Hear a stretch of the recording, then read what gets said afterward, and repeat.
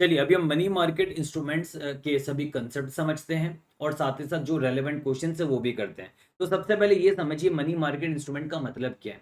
ये होते हैं शॉर्ट टर्म फाइनेंशियल इंस्ट्रूमेंट जिसके जरिए जो बैंक्स हो गए, गवर्नमेंट्स हो गए या हाई रेटेड कॉरपोरेशन जो हो गए, बड़े बड़े बिजनेसेस हो गए, जैसे माइक्रोसॉफ्ट बोल सकते हो, एप्पल बोल सकते हो, है ना, एंड जॉनसन, ये सारे के सारे हाई रेटेड कॉरपोरेशन हो गए।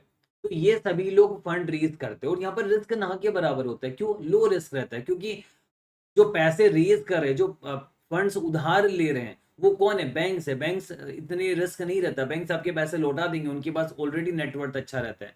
गवर्नमेंट को भी अगर आप कोई पैसा देते हो तो गवर्नमेंट में भी रिस्क फ्री रहता है, रिस्क नहीं रहता है। और सारी कॉर्पोरेशन की बात नहीं हो रही ना, सारी कॉर्पोरेशन मनी मार्केट इंस्ट्रूमेंट के जरिए फंड रेज नहीं करते।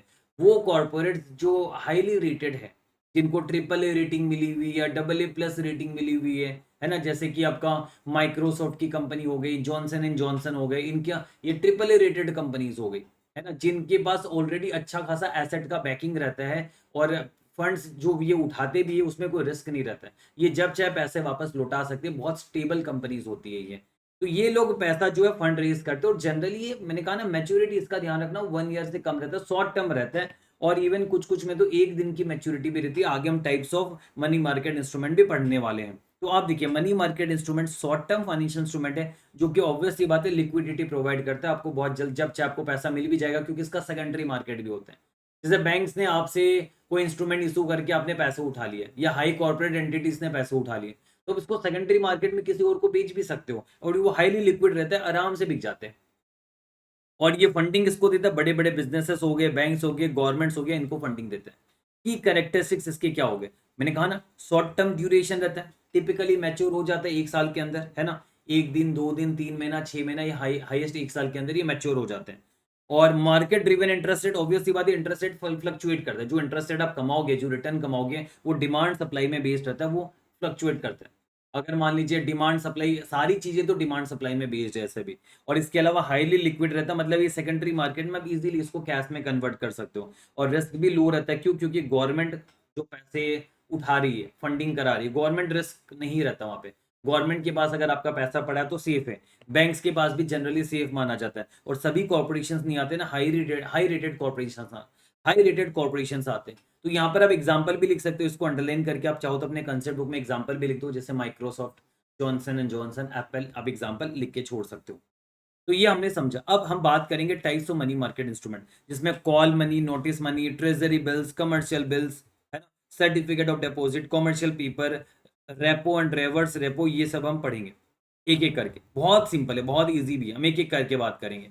कॉल नोटिस मनी क्या होता है? यहाँ पर एक बैंक दूसरे बैंक से पैसा लेता है, ये बैंक टू बैंक होता है, ठीक है। ये बैंक टू बैंक होता है, वो भी शेड्यूल्ड कॉमर्शियल बैंक्स जो है, ठीक है। तो यहां पर क्या होता है, मान लो मैं बैंक हूं, आप भी बैंक हो, मुझे पैसों की जरूरत है, तो मैंने बोला भाई मुझे 1 दिन के लिए पैसे दे देना, कल लौटा दूंगा। तो मैंने आपसे 1 दिन के लिए पैसे उधार ले लिए, मुझे नीड है आज पैसों की, तो आज मैंने पैसे आपसे ले लिए और आपको मैंने बोला कि मैं कल लौटा दूंगा आपको। तो आपने बोला चलो ठीक है, आप आज पैसे ले लो, कल लौटा देना। तो कल मैं जब आपको लौटाऊंगा तो इंटरेस्ट सहित लौटाऊंगा, इंटरेस्ट भी दूंगा आपको, है ना। तो उसको कहा जाता है कॉल मनी। तो कॉल मनी में क्या होता है, देखो यहाँ पर लिखा हुआ है ना, कॉल और नोटिस मनी लिखा है ना। कॉल मनी का मतलब अलग है, नोटिस मनी का मतलब अलग है। कॉल मनी 1 डे की मैच्योरिटी का रहता है, यानी ओवरनाइट बोरोइंग एंड रीपेमेंट, यानी 1 दिन के लिए बैंक बोरो कर दी, एक बैंक दूसरे बैंक से 1 दिन के लिए बोरो करती है और 1 दिन के बाद लौटा देती है। तो आपको ये ध्यान रखना, कॉल मनी का मैच्योरिटी 1 दिन का रहता है, ओवरनाइट बोरोइंग एंड रीपेमेंट होता है।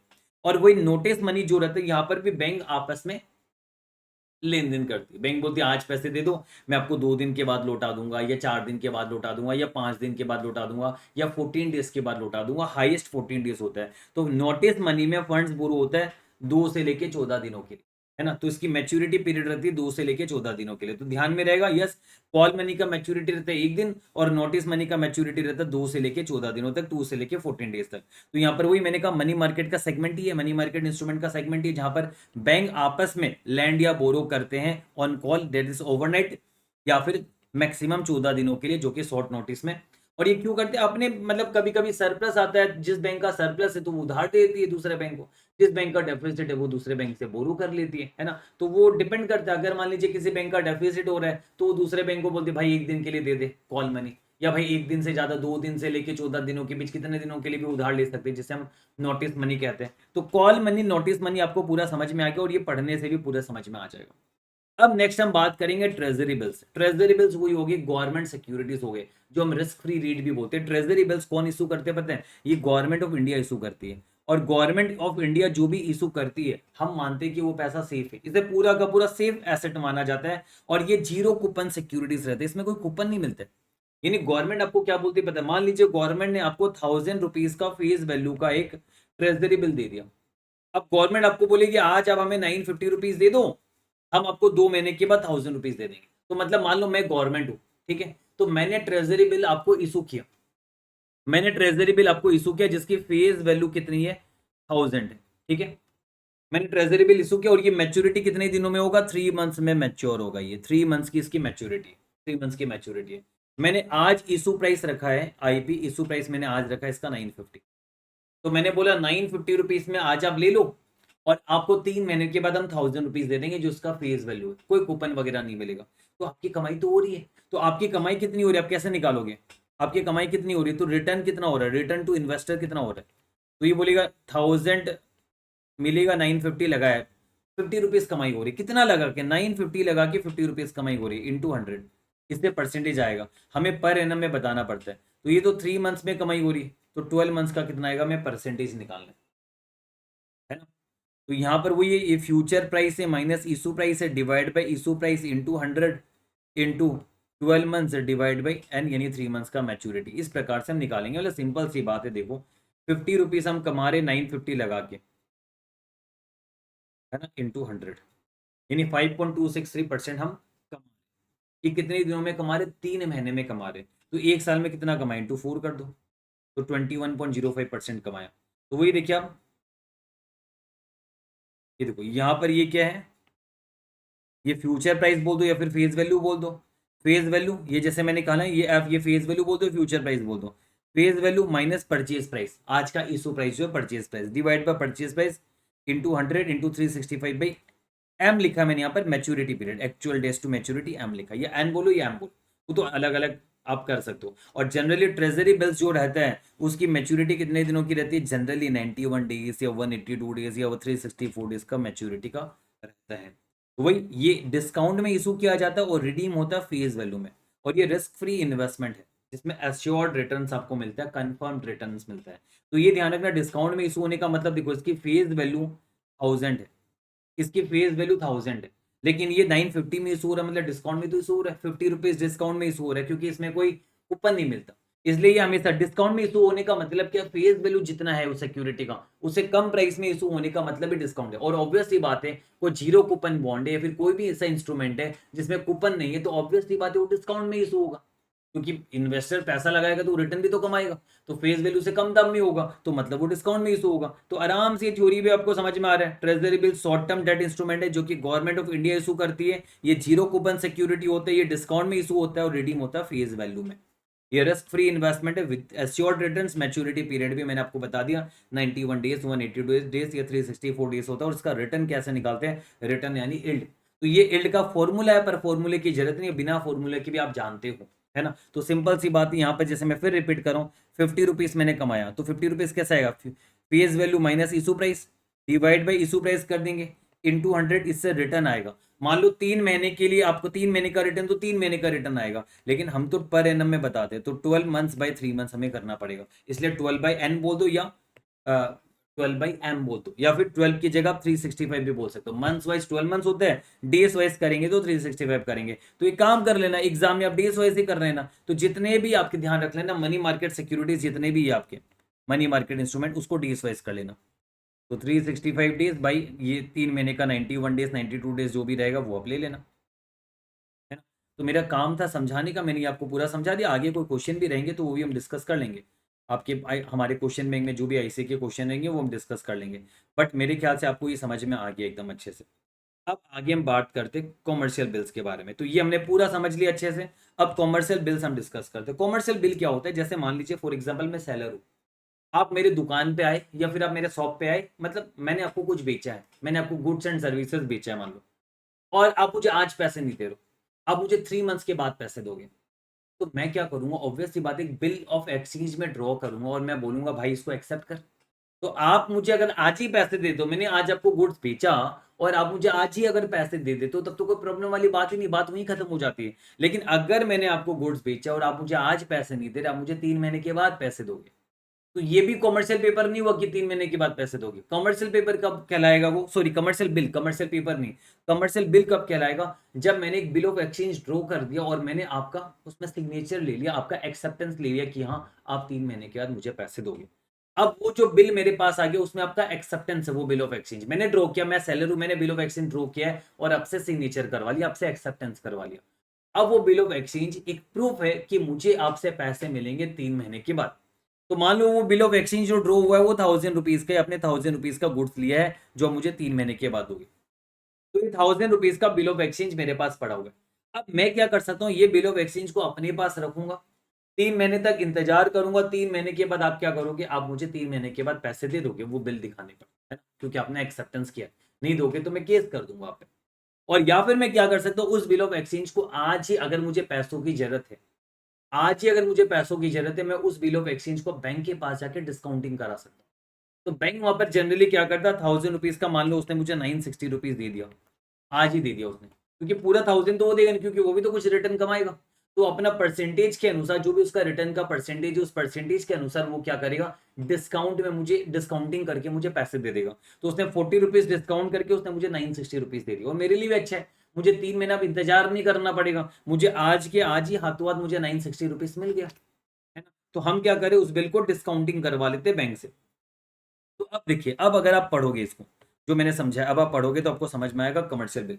Commercial bill is one which arises out of A genuine trade transaction, genuinely trade का ट्रांजेक्शन हुआ है, जेन्युइनली बाई एंड सेल हुआ है, यानी ये क्रेडिट ट्रांजेक्शन है, ठीक है। जैसे गुड्स सोल्ड होगा क्रेडिट में, सेलर जो है, मैं सेलर हूं, मैंने बिल ऑफ एक्सचेंज ड्रॉ किया है और उसमें अमाउंट ड्यू लिख दिया, और बायर ने उसको इमीडिएटली एक्सेप्ट कर लिया और एग्री कर लिया कि वो आफ्टर स्पेसिफाइड डेट, मान लीजिए 3 महीने के बाद वो पे करेगा। अब मैं क्या करूंगा, वो मेरे पास जो बिल ऑफ एक्सचेंज है उसको मैं नेगोशिएट करा लूंगा बैंक के पास जाके, और मुझे अर्ली पेमेंट मिल जाएगा, मुझे साथों साथ पैसा मिल जाएगा। नेगोशिएट मतलब क्या, मैं सस्ते दाम में बेच दूंगा, मैं बोलूंगा 1000 रुपीज मिलना है बायर से, आप मुझे 960 970 जो भी देना है आप मुझे दे दो, और आप बाद में आगे आप सीधा कस्टमर से आप 1000 रुपीज ले लें। तो बैंक का फायदा हुआ ना, बैंक ने मुझे 960 रुपीज दिया, मुझे पैसे आज ही मिल गए, अब बैंक उससे लेगा 3 महीने क्या 1000 रुपीज, तो बैंक का तो 40 रुपीज का फायदा हुआ ना। तो वही वाली बात है यहाँ पर। It is drone always for a short period ranging between 3 months and 6 months. तो 3 से 6 महीने के लिए ड्रॉ होता है क्या, कॉमर्शियल बिल। तो ये कॉमर्शियल बिल अब आपको समझ में आया। तो अब हम इसके रेस्पेक्ट में एग्जाम्पल एक डिस्कस करते हैं। जैसे मान लीजिए 1000 रुपीज का फेस वैल्यू का बिल ऑफ एक्सचेंज था, कॉमर्शियल बिल था, मतलब मान लो मैं सेलर हूँ, मैंने किसी कस्टमर को 100 रुपीज का गुड्स बेचा है और एक बिल ड्रॉ किया और उसने सिग्नेचर करके एक्सेप्ट कर लिया। तो 100 रुपीज का बिल था मेरे पास, वो मैंने बैंक से री डिस्काउंट करा लिया, कितने में, 15% के रेट में मैंने 2 महीने के लिए डिस्काउंट करवा लिया। तो 2 महीने के लिए, तो आप देखो 100 रुपीज का 15% 2 महीने के लिए, यानी 2/12 कितना होता है, यानी 100 का 15% 15 इंटू 2/12, तो यानी 2.5 का डिस्काउंट हुआ। तो क्या हुआ, 2.5 का डिस्काउंट हुआ। तो बैंक मुझे क्या करेगा, बैंक मुझे 97.5 दे देगा, बैंक बोलेगा देख डिस्काउंट इतना मैं काटूंगा। तो डिस्काउंट उसने बोल ही दिया, देखो उन्होंने बोल ही दिया 100 में फेस वैल्यू 100 में 15% का डिस्काउंट करेगा 2 मंथ्स के लिए, 15% का डिस्काउंट करेगा 2 मंथ्स के लिए, तो 2.50 उसने काट दिया। अब वो मुझे कितना पैसा दे रहा है, वो मुझे 97.5 दे रहा है। अब फ्यूचर में बैंक को कितना पैसा मिलेगा पता है, देखो बैंक ने मुझे तो क्या बोला, देख तेरा 100 का फेस वैल्यू है, इस 100 में उसने डिस्काउंट किया है, ये उसका बैंक का रिटर्न नहीं है, देखा जाए तो बैंक ने 15% डिस्काउंट किया। उसने बोला अगर 1 साल के बाद 100 मिलेगा तो मैं 15% डिस्काउंट कर दूंगा, मैं 85 ही आपको दूंगा।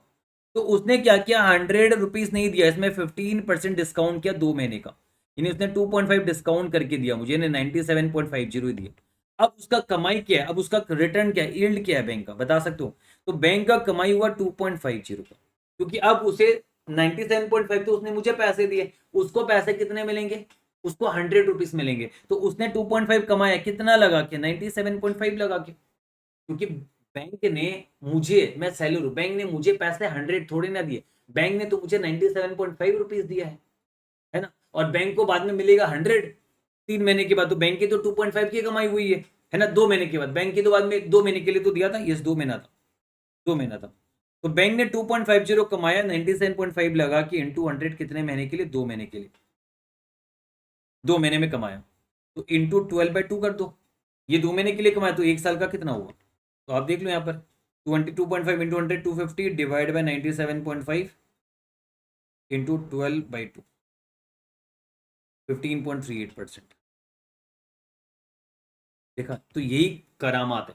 बैंक ने जबकि बोला कि 15% डिस्काउंट कर रहा हूं, पर वो कमा रहा है 15.38%। क्यों, क्योंकि डिस्काउंट किया जा रहा फेस वैल्यू में, बट उसकी कमाई तो 97.5 में होगी। अब 2.5 में अगर डिवाइड बाय 100 करते तो 15% ही आता, बट बैंक ने रियल में 97.5 में कमाया है, और इस वजह से इसकी कमाई ज्यादा हो रही है। तो वही चीज आप देखो, थ्योरी में मैंने पूरा लिखा हुआ है, the yield to the investor is higher than the discount rate because the lender receives the discounted amount upfront and can reinvest it to earn more money। तो इसका मतलब वही है कि अगर मान लो इन्वेस्टर को भी ये रिटर्न मिले 15.38%, तो वो ज्यादा कमा लेगा, है ना। और ये बैंक का यहाँ पर देखा जाए तो फायदा हो रहा है। तो वही चीज देखो 15.38% यहाँ पर निकाला हुआ भी है।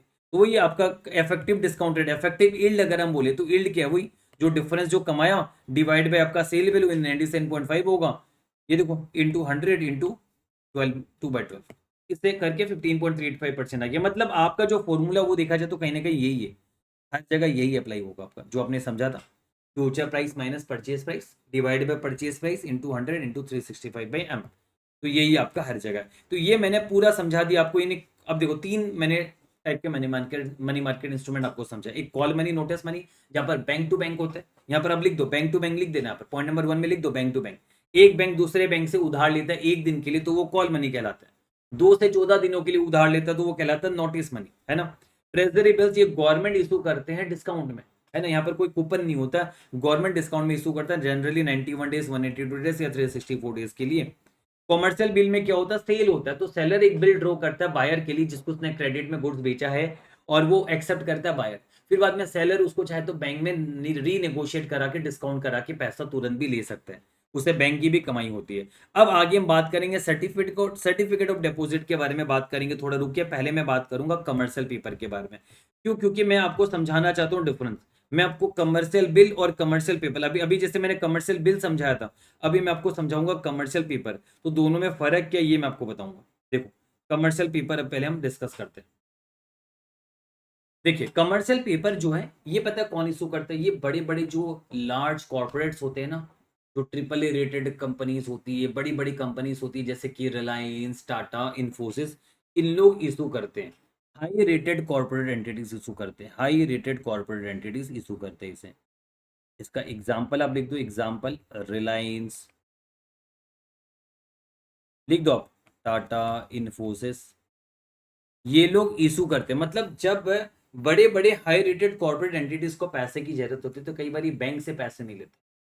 ये बैंक से पैसे लेने के बजाय, बैंक से पैसे लोन लेने के बजाय ये क्या करते हैं, ये एक अनसिक्योर्ड कमर्शियल पेपर इशू करते हैं। अनसिक्योर्ड मतलब इसमें कोई कोलेटरल की बैकिंग नहीं रहती है, इनका नाम ही काफी रहता है, ये हाई रेटेड कॉर्पोरेट एंटिटीज है, ये अनसिक्योर्ड कमर्शियल पेपर इशू करते, जिसमें अनसिक्योर्ड का मतलब आप समझ जाइए, यहाँ पर कोई भी प्रकार का कोलेटरल नहीं रहता है। ये इशू करते हैं शॉर्ट टर्म पीरियड के लिए, फंड्स रीज करने के लिए। तो ये जो कमर्शियल पेपर इशू करते हैं, जनरली इसे कोई भी खरीद सकते हैं, बट ये बड़े बड़े अमाउंट के होते हैं, ये छोटे मोटे अमाउंट के नहीं होते, बड़े बड़े अमाउंट के कमर्शियल पेपर होते हैं, क्योंकि बड़ी बड़ी कंपनी की बड़ी बड़ी बातें हैं। तो ये बड़े बड़े अमाउंट के होते इसलिए जनरली नॉर्मल इंडिविजुअल्स के लिए खरीदना पॉसिबल नहीं होता। तो यूजुअली इसे खरीदता कौन है पता है, इसे खरीदता है जैसे बैंक्स खरीदते हैं, इसे म्यूचुअल फंड्स खरीदते हैं, HNI जो क्लाइंट्स होते हैं, जो बड़े बड़े हाईली नेटवर्थ इंडिविजुअल्स होते हैं, या फिर लार्ज कॉर्पोरेशंस होते हैं, इन लोग ये कमर्शियल पेपर को खरीदते हैं, है ना। अब जिसके पास मान लीजिए समझ लीजिए बहुत पैसा है, सरप्लस में पड़ा हुआ है, बैंक्स, म्यूचुअल फंड, HNI या लार्ज कॉर्पोरेशंस जो है ना, इनके पास पैसा पड़ा हुआ है, तो ये कमर्शियल पेपर खरीद लेते हैं। और जो बड़े बड़े हाई रेटेड कॉर्पोरेट एंटिटीज होती है, जैसे रिलायंस, टाटा, इन्फोसिस, इनको पैसों की जरूरत जब भी पड़ती है, तो ये अनसिक्योर्ड प्रोमिसरी नोट यानी कमर्शियल पेपर ये इशू करके अपना पैसा फंड उठा लेते हैं ये मार्केट से। और बाद में ये आपका जनरली इसका पीरियड जो रहता है 7 डेज से 1 ईयर रहता है, 3 महीना, 6 महीना, 9 महीना, 7 दिन या 1 साल, मैक्सिमम 1 साल का इसका मैच्योरिटी रहता है। और ये ऑब्वियसली बात है, ये भी डिस्काउंट में इशू होता है। जैसे मान लीजिए कमर्शियल पेपर का फेस वैल्यू जो है ये, जबकि बड़े बड़े अमाउंट का होता है, मान लो ये 10 करोड़ का है ना, और इशू कर दिया इसको डिस्काउंट में, इशू कर दिया, मान लो इसको 9.90 करोड़ में इशू कर दिया। कितने महीने के लिए मैच्योरिटी है, मान लो 91 डेज की मैच्योरिटी है। तो ऐसे करके इशू कर दिया यहाँ पर, तो इस प्रकार से इशू कर देगा, इससे आप यील्ड निकाल ही लोगे यहाँ पर। तो इससे हम यील्ड निकाल सकते हैं, ये हम यील्ड निकाल लेंगे तो कितना यील्ड कमाएगा, जो भी खरीदेगा वो यील्ड कितना कमाएगा। तो देखो 0.10 करोड़ वो कमाएगा, कितना लगा कि 9.90 करोड़ इंटू 100 इंटू 365/91, ऐसे करके यील्ड आ जाएगा, यील्ड टू इन्वेस्टर, जिसने पैसे लगाए उसका यील्ड आ जाएगा यहाँ पर एनम। तो कमर्शियल पेपर आपको समझ में आ गया। तो ये high rated corporate entities issue करते हैं, तो इसके बायर कौन होते हैं ये भी लिख दो आप। बायर में म्यूचुअल फंड्स, आप पूरा लिखना, म्यूचुअल फंड्स लिख दो, बैंक्स लिख दो, HNIs लिख दो आप, ठीक है। के बायर इशूअर होते आप लिख दो, इशूअर जो है वो रिलायंस, टाटा, इन्फोसिस है। बायर जो म्यूचुअल फंड, बैंक्स, HNIs हो गए यहाँ पर। और वही यहाँ पर देखो एक एग्जाम्पल भी यहाँ पर मैंने डाला हुआ, बुक का एग्जाम्पल है। कमर्शियल पेपर इशू हुआ है 10 करोड़ का 91 डेज के लिए, इंटरेस्ट रेट है इस रेट पे। तो आपको इशू प्राइस निकालना है कि क्या इशू प्राइस रहेगा, तो वो तुम निकाल सकते हैं। अगर इंटरेस्ट रेट हमें दिया हुआ है तो ऐसे सिचुएशन में हम निकाल सकते हैं। 10 करोड़ का इसी इंटरेस्ट रेट में प्रेजेंट वैल्यू में इशू हुआ है, तो आप देखो इंटरेस्ट रेट 12.04% है, 91 डेज का इफेक्टिवली कितना होगा, 12.04 इंटू 91/365, ये आ गया कितना 3.001 से 3.002 ले लेते हैं हम, है ना। तो ये आ रहा है आपका इफेक्टिवली आ रहा है 3.002% आ रहा है आपका। तो हम 10 करोड़ को हम प्रेजेंट वैल्यू में खींच लेंगे, 10 करोड़ डिवाइड बाई 1.03002 आ जाएगा। प्रेजेंट वैल्यू में हमने किया तो 97085,493 आ गया। तो ये आपका इशू प्राइस है आपका। तो जो फ्यूचर वैल्यू है उसको, जो भी इफेक्टिव रेट है उससे प्रेजेंट वैल्यू में खींच लिया। तो आप देख लो 97085,493 पैसा किसी ने लगाया, तो वो कमाएगा कितना, प्लस कर दे दो 3.002% कमाएगा वो। तो देखो आई गया 10 करोड़, 9,999 यानी 10 करोड़ आएगी आपका ये, है ना। तो यहाँ पर हमें निकालना क्या था, इशू प्राइस निकालना। तो देखो मैंने यहाँ पर लिखा हुआ नेट अमाउंट रिसीव्ड, यानी ये इशू प्राइस है। 10 करोड़ को प्रेजेंट वैल्यू में खींच दिया, तो 12.04% आपका जो पूरे साल का है, 91 डेज का 3.002% आ रहा है। यानी 10 करोड़ को हमने 1.03, इसका फैक्टर जो है 1.03002 से हमने खींचा डाला, बात खत्म। और ये वही है जो हमने पहले भी फॉर्मूला रखा था ना यील्ड का, F-P/P इंटू 100 इंटू 365/M, जो मैच्योरिटी रखा था वही है। एक आपको बस ध्यान में रखने से हो गया, ये जो आपने पहले पढ़ा था ना ये वाला बस ध्यान में रखने से हो जाएगा आपको, और कुछ एक्स्ट्रा से नहीं करना है ना। वही हर जगह अप्लाई हो रहा है आपका, क्योंकि नॉर्मल मैथ से ये तो अभी हमारा बचता है क्या, रेपो एंड रिवर्स रेपो बचता है हमारा, और हमारा बचता है सर्टिफिकेट ऑफ डिपॉजिट। तो पहले हम सर्टिफिकेट ऑफ डिपॉजिट डिस्कस कर लेते हैं, उसके बाद रेपो एंड रिवर्स रेपो हम डिस्कस करेंगे। तो आप देखिए सर्टिफिकेट ऑफ डिपॉजिट्स ये कौन इशू करते हैं, यहाँ पर मैं लिख देता हूँ। यहाँ पर इशूअर कौन होता है पता है, इशूअर होता है scheduled commercial bank. Regional rural banks in लोग नहीं होते हैं। शेड्यूल्ड कमर्शियल बैंक जो है वो इशूअर होते हैं। मतलब जब बैंक्स को पैसों की जरूरत होती है, देखो आपने यहाँ पर क्या पढ़ा था, कमर्शियल बिल कौन इशू करता है, कमर्शियल बिल इशू करते हैं कौन, ये हमें पता है। कमर्शियल बिल नहीं, कमर्शियल पेपर। कमर्शियल बिल तो आपका सेल ट्रांजेक्शन है, ट्रेडिंग का ट्रांजेक्शन हो गया वो, है ना, क्रेडिट ट्रांजेक्शन जब होता है। कमर्शियल पेपर हमने क्या देखा था, कमर्शियल पेपर इशू कौन करते हैं, हाई रेटेड कॉर्पोरेट एंटिटीज। और सर्टिफिकेट ऑफ डिपॉजिट, दोनों में फर्क समझ लो, डिफरेंस। कमर्शियल पेपर इशू करते हैं हाई रेटेड कॉर्पोरेट एंटिटीज, जैसे रिलायंस, टाटा, जियो, रिलायंस, टाटा, इन्फोसिस, इन लोग। और सर्टिफिकेट ऑफ डिपॉजिट कौन इशू करता है, कमर्शियल बैंक। तो बैंक को जब पैसों की जरूरत है वो सर्टिफिकेट ऑफ डिपॉजिट इशू करते हैं। जब हाई रेटेड कॉर्पोरेट एंटिटीज को पैसों की जरूरत होती है वो क्या करते हैं, वो कमर्शियल पेपर इशू करते हैं। तो इशूअर यहाँ पर होते हैं शेड्यूल कमर्शियल बैंक। और बायर कौन रहता है, बायर वही रहता है जैसे हमने कमर्शियल पेपर में ही बोला था, म्यूचुअल फंड हो गया, बैंक्स हो गया, ठीक है, लिख लो आप भी। इंश्योरेंस कंपनीज हो गया, उनके पास भी पैसा रहता है तो वो भी इंश्योरेंस कंपनीज हो गया, गवर्नमेंट हो गया, ठीक है, इन लो, banks, mutual fund, insurance companies हो गया, गवर्नमेंट हो गया, HNIs हो गया, कॉरपोरेट्स हो गया, इन लोग खरीदते हैं। तो बायर यहाँ पर भी वही है, खरीदने वाले, मतलब कमर्शियल पेपर और सर्टिफिकेट ऑफ डिपॉजिट के खरीदार तो वही है, बड़े बड़े लोग, bank, HNI, mutual fund, government, इन लोग। और इशुअर कौन है? सर्टिफिकेट ऑफ डिपॉजिट इशू करता है शेड्यूल्ड कमर्शियल बैंक, और आपका कमर्शियल पेपर कौन इशू करता है? High rated corporate entities. तो ये फर्क भी मैंने आपको एकदम अच्छे से दोनों का समझा दिया यहाँ पर, है ना। तो आप देखिए, सर्टिफिकेट ऑफ डिपॉजिट्स जो है नेगोशिएबल फिक्स टर्म डिपॉजिट है, कमर्शियल बैंक इसे इशू करती है, ये फ्रॉम नहीं होगा, टू होगा, ये टू लिख दो। To bulk depositors, bulk depositors मैंने लिखा हुआ भी देखो, corporates, business, government entities, mutual funds and financial institution, HNI, इन लोग आपके बल्क डिपॉजिटर्स हो गए, जिसको बैंक्स जो है इशू करते हैं सर्टिफिकेट ऑफ डिपॉजिट जब उन्हें पैसों की जरूरत होती है। सेम यहाँ पर ट्रेजरी बिल्स के जैसे CDS भी डिस्काउंट में इशू होता है और फीस वैल्यू में रिडीम होते हैं। फिक्स मैच्योरिटी पीरियड रहता है 7 days से 1 year, और इसमें भी आपने ये देखा था 7 days से 1 year रहता है, मतलब फीचर सारे ऑलमोस्ट सेम ही है कॉमर्शियल पेपर और सर्टिफिकेट ऑफ डिपॉजिट में। और एग्जाम्पल भी वही होने वाला, आपका यहाँ पर कुछ फर्क है नहीं, उसी टाइप का एग्जाम्पल होने वाला है, और फॉर्मूला भी वही होने वाला है जो यहाँ पर देखो मैंने लिखा हुआ है, सब कुछ वही होने वाला है। तो आप देखो, अमाउंट ऑफ इशू है 100 रुपीज़ का, पीरियड है 6 month, यानी करोड़ों में होता ही है, छोटे मोटे अमाउंट नहीं होते ऐसे, ये बस एग्जाम्पल के लिए। रेट ऑफ डिस्काउंट है 20%, तो डिस्काउंट 10 आ रहा है तो 90 में इशू किया गया, तो उस हिसाब से बैक कैलकुलेशन में हम निकालेंगे। तो समझ लो इशू हुआ, इशू प्राइस यहाँ पर 90 है, और आपका रिडम्शन प्राइस जो है 100, यानी फेज वैल्यू 100 आपका, ठीक है। तो आपका ये है, और पीरियड आपका 6 months है, तो आराम से निकालोगे। 10 रुपीज़ की कमाई है, 90 लगा कि इंटू 100 इंटू 12/6 कर लो आप, क्या आएगा? 22.22%। वही सेम फॉर्मूला हर जगह लगेगा, हर जगह वही सेम फॉर्मूला ही लगेगा हर जगह। तो आप एक कॉमन फॉर्मूला ही अपने दिमाग में रख सकते हो, future price minus purchase price या इशू प्राइस बोल दो, और डिवाइड बाय परचेज प्राइस या issue price into 100 into 365/n बोल दो, या 12 months/n बोल दो, बस बात खत्म। तो ये पूरा सारा मैंने आपको समझा दिया, commercial bill, certificate of deposit, commercial paper, इन देखो इसमें आपको कंफ्यूजन नहीं रहेगा, call notice money bank to bank होता है, कंफ्यूजन नहीं रहेगा। ट्रेजरी बिल्स में भी कंफ्यूजन नहीं रहेगा, गवर्नमेंट इशू करता है ट्रेजरी बिल्स, है ना। तो एक ही चीज गवर्नमेंट इशू करता है, debt is what? Treasury bills.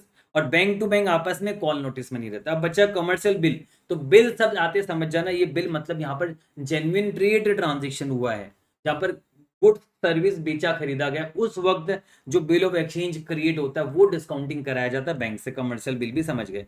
अब सर्टिफिकेट ऑफ डिपॉजिट और कमर्शियल पेपर बचता है, ये भी ध्यान में रहेगा। Commercial paper high rated corporate entities issue करते हैं, सर्टिफिकेट ऑफ डिपॉजिट कौन इशू करते हैं? Commercial bank. किसको? बड़े बड़े लोगों को, mutual fund, government entities, insurance company, HNI, इन लोगों को इशू करते हैं, है ना। ये और सबका फॉर्मूला सेम ही है। अब रेपो एंड रिवर्स रेपो मुझे पढ़ाना है आपको, उसके रेस्पेक्ट में क्वेश्चन कराना है, फिर मनी मार्केट इंस्ट्रूमेंट हमारा कंप्लीट हो जाएगा।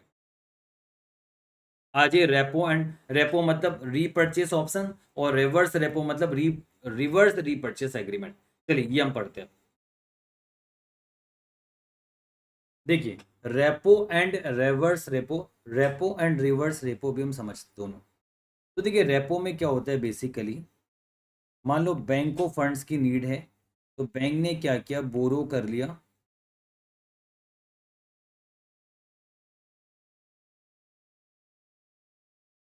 रेपो में क्या किया? बैंक ने बोरो कर लिया पैसा फ्रॉम RBI।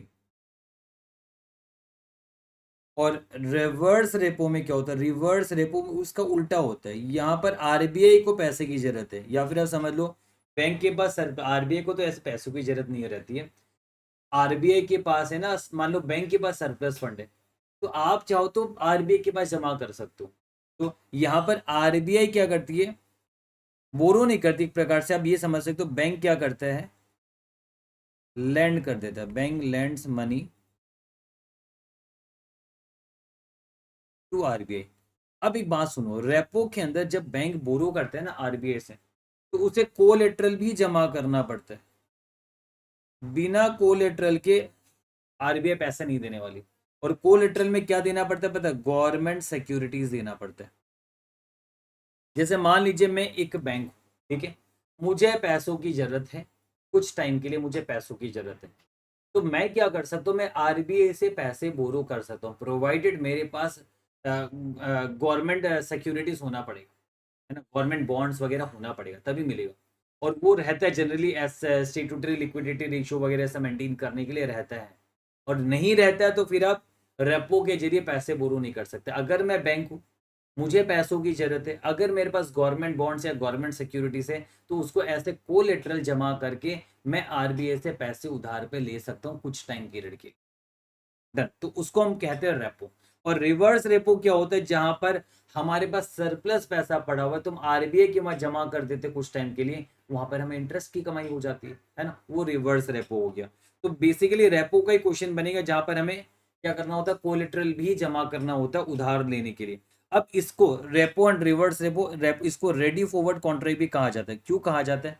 क्योंकि आप देखो, रेपो को रेडी फॉरवर्ड कॉन्ट्रैक्ट हम कहते हैं। रेडी फॉरवर्ड, रेडी मतलब स्पॉट और फॉरवर्ड मतलब फ्यूचर। तो आप देखो यहाँ पर हम स्पॉट देखा जाए तो गवर्नमेंट सिक्योरिटीज कोलेटरल में दे रहे हैं, तो एक प्रकार से देखा जाए तो स्पॉट हम गवर्नमेंट सिक्योरिटीज बेच रहे हैं, स्पॉट इमीडिएट सेल कर रहे हैं, है ना। और हम साथ में एग्रीमेंट भी कर ले रहे हैं कि कुछ टाइम के बाद फ्यूचर डेट में मुझसे वापस बायबैक भी कर लेंगे। क्यों?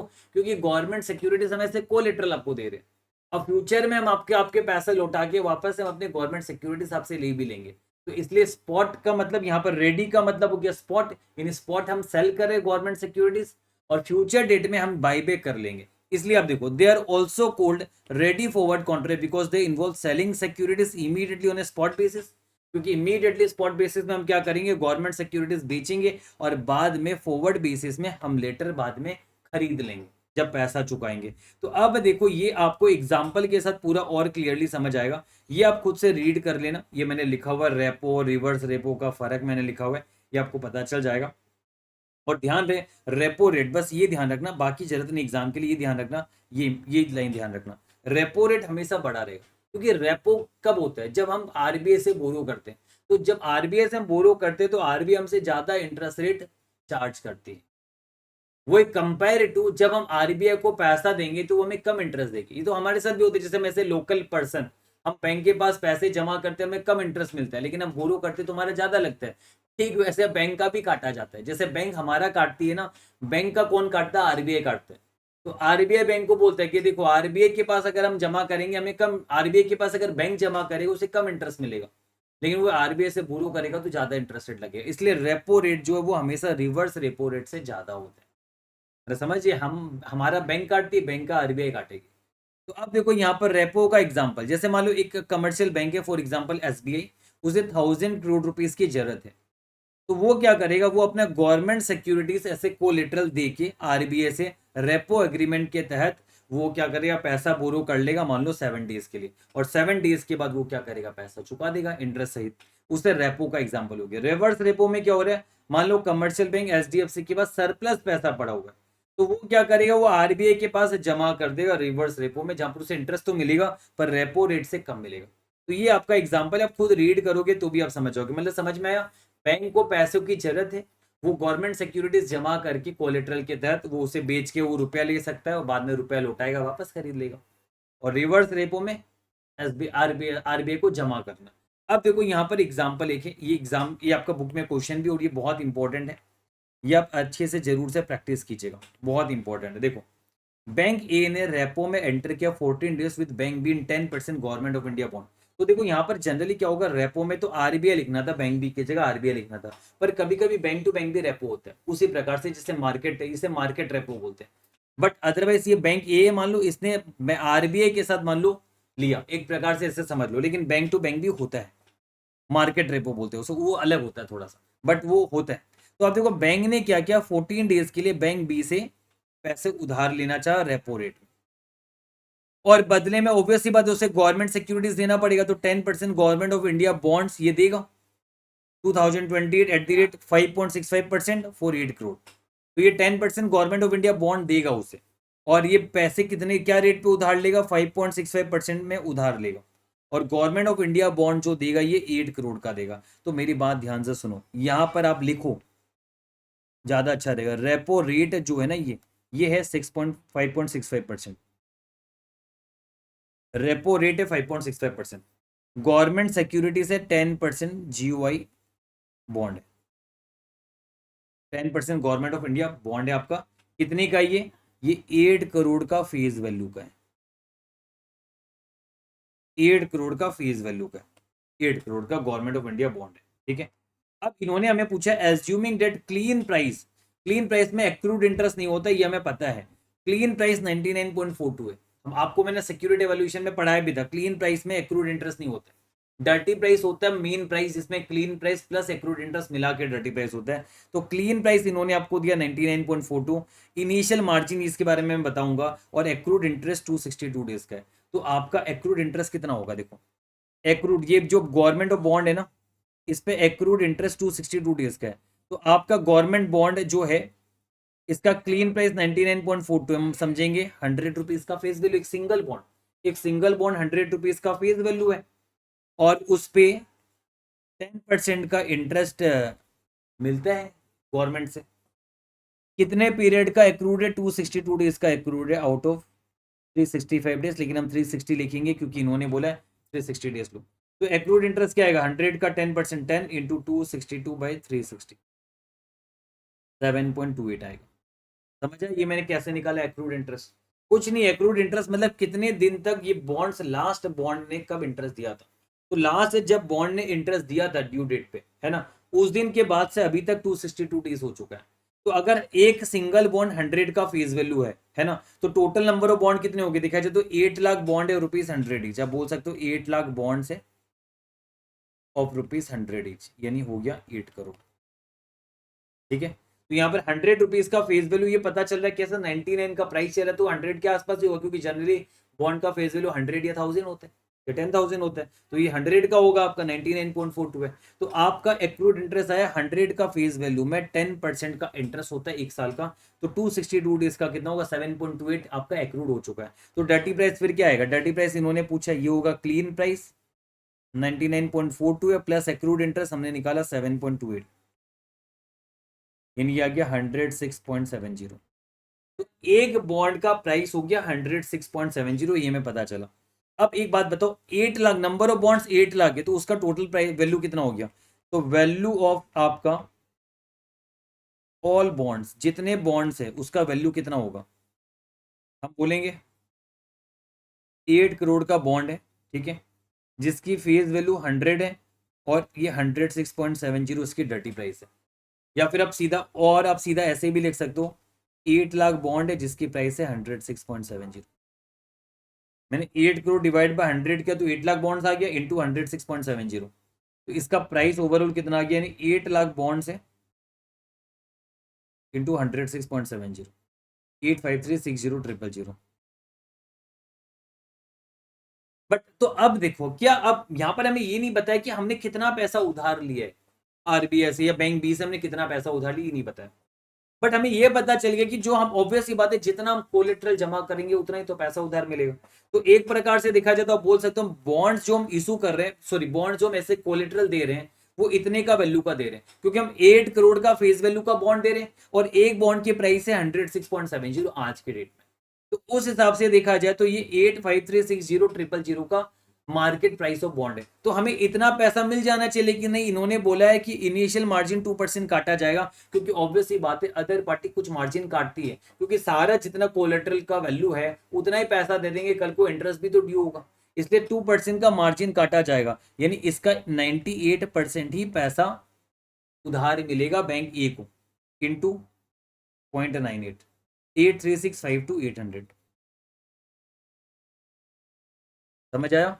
ये पैसा ही उधार मिलेगा। तो आप देखो यहाँ पर पूछा अमाउंट कितना रिसीव होगा एस लोन, तो एस लोन अमाउंट इतना ही रिसीव होगा जो मैंने निकाला 83652 कैसे है, देखो 8 करोड़ का बॉन्ड का फेस वैल्यू डिवाइड बाय 100 किया, इंटू ये किया मेरा मार्केट वैल्यू इतने का आ गया, उसमें से 2% मार्जिन डिडक्ट हो गया, तो इतना पैसा हम उधार लेंगे। तो हमने क्या किया, रेपो में इतना पैसा उधार लिया, किस रेट पे, 5.65% के रेट में। तो बाद में पैसा चुकाएंगे कितना, हम 83652 पैसा उधार ले रहे हैं, बाद में ये तो चुकाएंगे, इसके साथ इंटरेस्ट भी तो चुकाएंगे, कितना इंटरेस्ट चुकाएंगे, 5.65% रेपो रेट है, ये रहा। कितने दिनों के लिए लिया हमने पैसा बताइए क्या? यस 14 डेज के लिए, देखो 14 डेज के लिए लिया, तो इंटू 14/360 करना, क्योंकि 360 लेने को बोला है, इंटू 5.65% इंटू 14/360, 183,804 आएगा। तो ये प्लस ये कर लो 836528